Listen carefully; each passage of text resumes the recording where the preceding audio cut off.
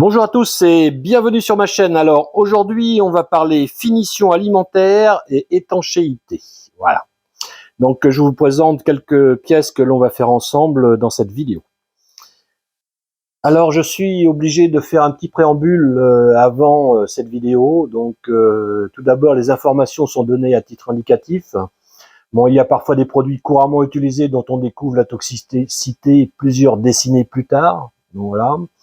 La manipulation de tous les produits cités doivent être réalisées selon les données de sécurité de ces produits et sous votre responsabilité. La toxicité alimentaire, définition s'entend après séchage total pour les huiles et les vernis. Cette période peut être de plusieurs semaines.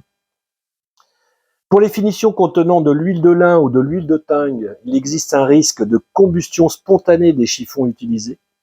Toujours les isoler ou les mettre dans de l'eau, et ce n'est pas une légende. La liste des produits et possibilités de finition n'est pas exhaustive, donc dans ce que je vais vous présenter. Elle reflète uniquement un échantillonnage parmi des centaines de produits. Voilà. Ceci étant dit, on va pouvoir attaquer. Donc j'ai fait un petit tableau pour vous faire un résumé des finitions que j'utilise. Donc je vous laisse regarder à l'écran ce tableau. Donc vous voyez, j'ai tous les types de finitions sur la gauche. Et sur la droite, vous avez leurs particularités. Donc, est-ce que c'est une finition durable? Est-ce que ça sèche rapidement? Est-ce que c'est dur une fois sec? Est-ce que ça tient l'eau? Est-ce que ça tient l'alcool à la graisse? Est-ce qu'on peut le mettre sous l'eau? Est-ce que c'est alimentaire? Je vais prendre un exemple.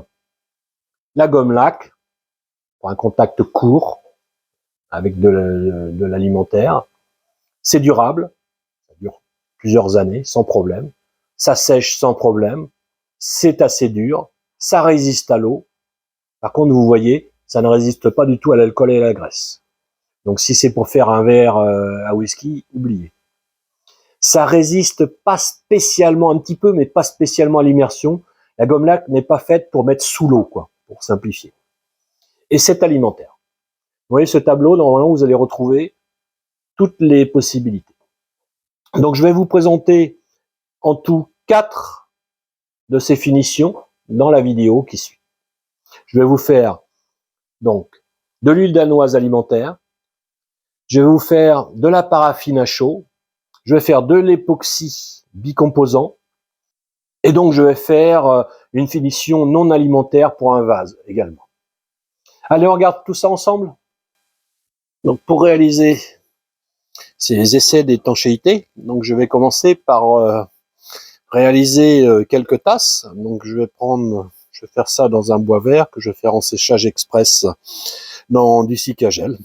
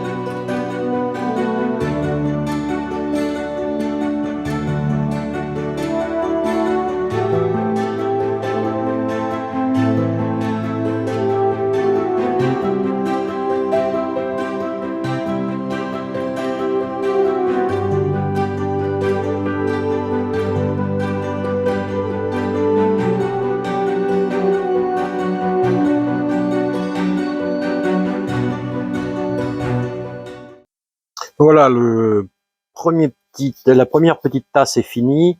Donc ça sèche très vite parce que c'est très très fin et d'épaisseur constante partout. Donc normalement, quand c'est comme ça pète pas normalement. Je vais mettre ça dans du Cica-Gel pour la nuit. C'est très fin, donc demain, dans 24 heures, ça sera sec. Bien voilà, ça a dû sécher un peu plus de 24 heures. On va regarder ce que ça donne.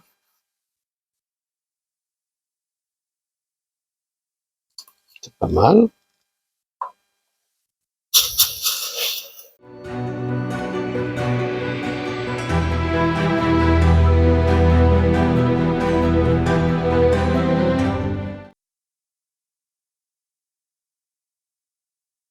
Ah, c'est parfait. Les tasses sont prêtes. Je vais pouvoir faire mes essais d'étanchéification. Voilà. Alors pour cette expérience, je vais utiliser de l'huile danoise. Vous avez un lien dans la description éventuellement. Qui est déclarée compatible alimentaire. Et donc je vais faire toutes mes petites tasses à café avec, en accord avec ce qu'on a vu dans le tableau tout à l'heure. Donc ça devrait fonctionner. Allez, donc il va falloir que je passe en tout 3 couches. Donc on étale, on laisse 5-10 minutes, on essuie l'excédent, on laisse sécher 4 à 6 heures suivant les températures, et on refait ça 3 fois pour avoir 3 couches. Allez, c'est parti.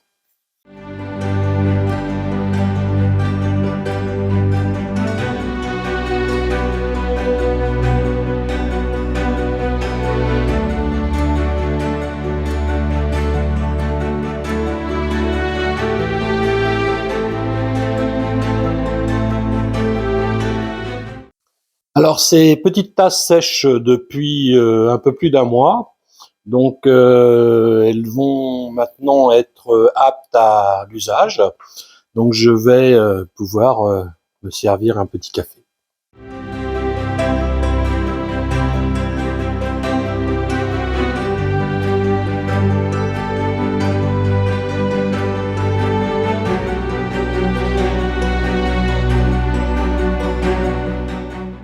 Alors comme vous le voyez, la tasse n'est pas tachée, donc elle a bien conservé sa couleur et donc elle est parfaitement étanche pour prendre un café. Voilà, on passe à la pièce suivante.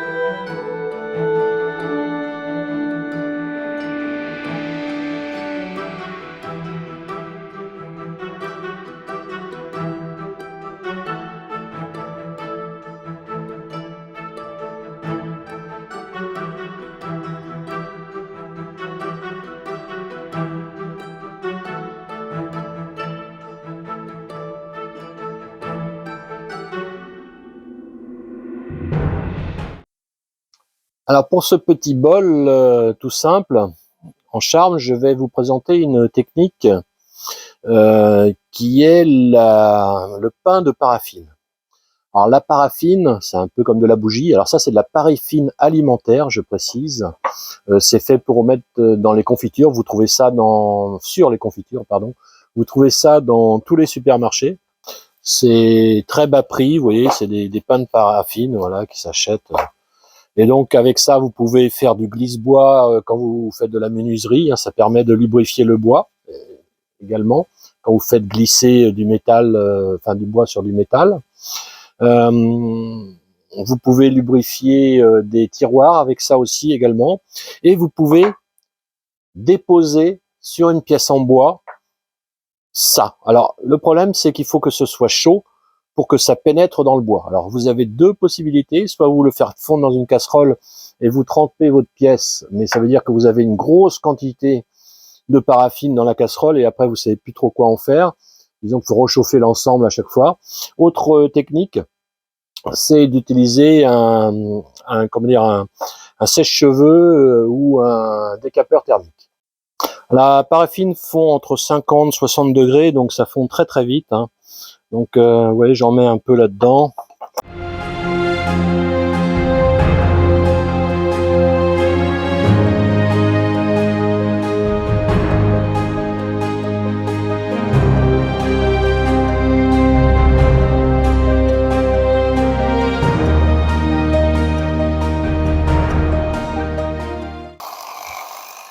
Alors à partir de là, soit vous arrêtez, vous laissez que l'intérieur, mais en général, ça remonte par capillarité, donc c'est jamais facile.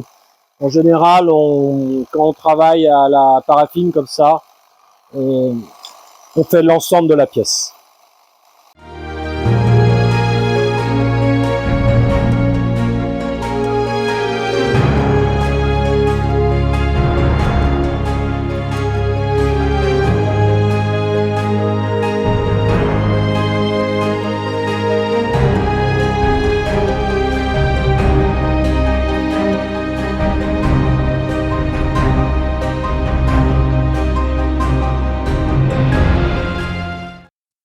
Donc voilà, c'est fini, donc on laisse se refroidir, évidemment en dessous de 40 degrés pour que ça durcisse. L'avantage de la paraffine, c'est que vous pouvez récupérer ça et la remélanger avec l'existant. Ça pose pas de problème, donc c'est ce que je vais faire. Vous voyez, là c'est complètement paraffiné, c'est imbibé et donc c'est utilisable tout de suite. Dès que c'est froid, c'est utilisable. Par contre, vous ne pouvez pas utiliser ce récipient avec du chaud, évidemment, parce que vous allez faire refondre la paraffine. Alors pour le petit bol en paraffine, vous pouvez mettre des aliments divers et variés, comme de la confiture, voilà. Pour faire du service, pour servir sur un petit déjeuner, voilà. Le carré, ça peut rester dedans, la paraffine, ça bougera pas. Voilà. Donc un exemple d'utilisation. Allez, c'est parti, donc un petit bout de merisier.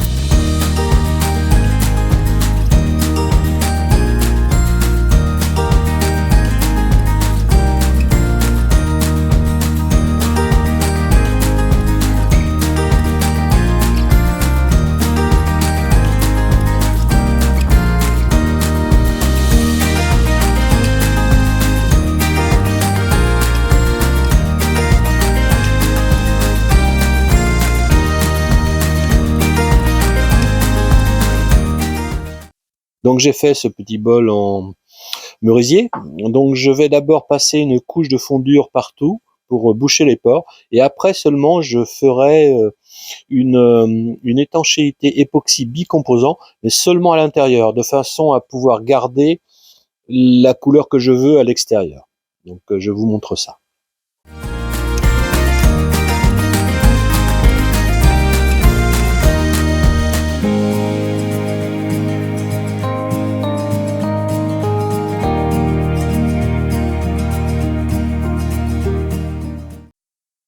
Voilà, après deux couches de fondure, donc je vais donc maintenant passer de l'époxy à l'intérieur. Donc de l'époxy alimentaire, ça se trouve sur internet, hein. Le problème de l'époxy comme ça, c'est qu'une fois que c'est mélangé, c'est perdu. Donc si vous ne l'utilisez pas, c'est perdu. Donc la bicomposant comme ça, c'est pas ce qu'il y a de plus facile à poser parce que vous avez beaucoup de pertes en fait. Voilà. On mélange époxy, composant A, composant B. Vous mélangez les deux selon les dosages du fabricant. Le pinceau que vous allez utiliser va être foutu, évidemment, à moins de le mettre dans de l'acétone ou des tonnes de solvant, enfin bon, oubliez. Donc vous allez perdre le pinceau également. Donc c'est une finition qui est quand même assez chère. À moins que vous en fassiez 50 bols, évidemment. Donc là, voilà, c'est mélangé. Donc il faut 24 heures de séchage pour l'époxy. Donc je vais y aller. C'est parti. Je mets ça sur mon pinceau et c'est parti. Donc je dépose mon époxy de façon homogène. Alors c'est assez épais, hein, donc c'est normal. J'en ai encore fait trop, comme d'habitude. Donc je garde l'extérieur pour une finition cirée. Pas étonnant, mais c'est ce que je vais faire. Donc vous voyez, je m'arrête, je fais que l'intérieur. Je fais un revêtement intérieur uniquement, voilà. Bon, le petit bol est fini à l'époxy, donc c'est complètement étanche. Et donc j'ai laissé l'extérieur bouche porée, donc je vais pouvoir passer une cire dessus également pour avoir une finition brillante.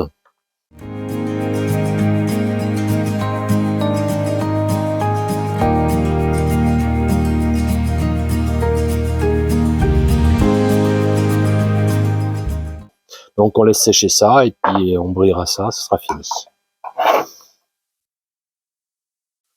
Alors ça, c'est le bol avec de l'époxy à l'intérieur. Donc vous pouvez mettre à peu près tout ce que vous voulez dedans. Du chaud, de la sauce, du froid. Donc là, ça sera un petit bol d'olive. Voilà.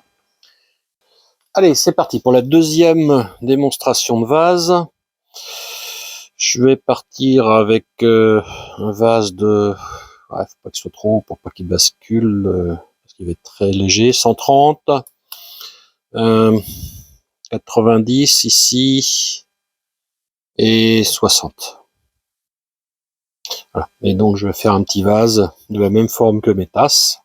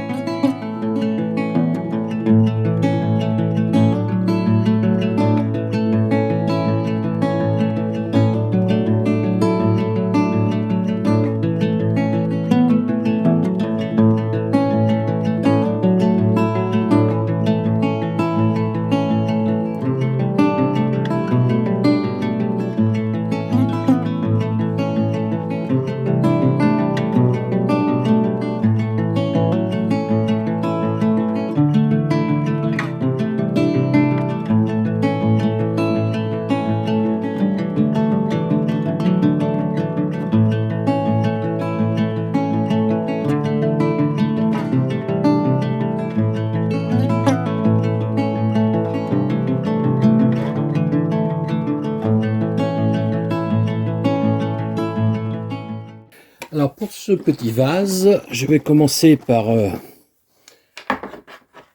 la teinte. Et ensuite je ferai une étanchéité type vase non alimentaire avec du produit d'étanchéité standard.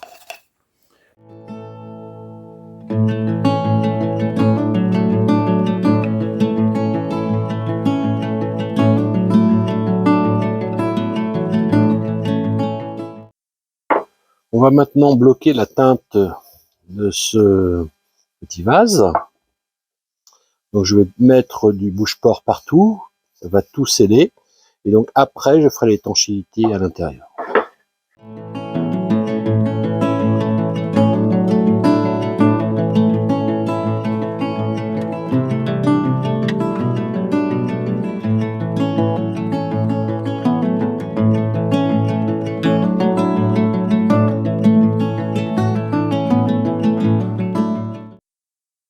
Alors pour ce vase, je vais faire une étanchéité intérieure avec de la silicone transparente, hein, qui est faite pour ça, qui est prévue pour aller sous l'eau, réparer des gouttières, des évacuations d'eau, des choses comme ça. Et donc cette silicone liquide, vous voyez,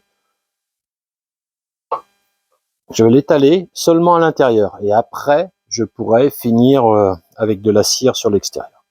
Allez, on étale ça, ça va tout seul.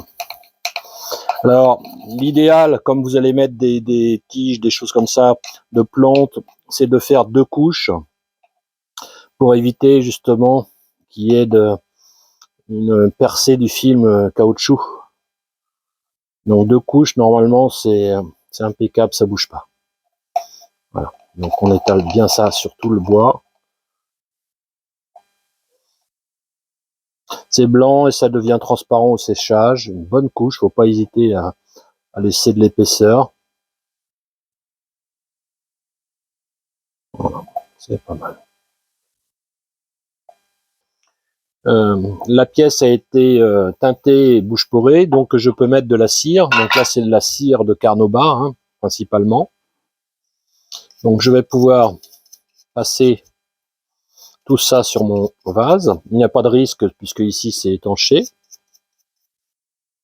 Alors pour ce petit vase, donc il est totalement étanche puisque s'il y a un produit d'étanchéité dedans, donc vous pouvez mettre de l'eau et le laisser autant de temps que vous voulez. Voilà. Et donc ensuite vous mettez des petites fleurs dedans, voilà, tout simplement. Et votre vase est prêt, il peut rester plusieurs jours comme ça, sans problème. Voilà un type d'utilisation d'étanchéité. Voilà, j'espère que cette vidéo sur les finitions alimentaires et l'étanchéité des pièces en bois vous a plu.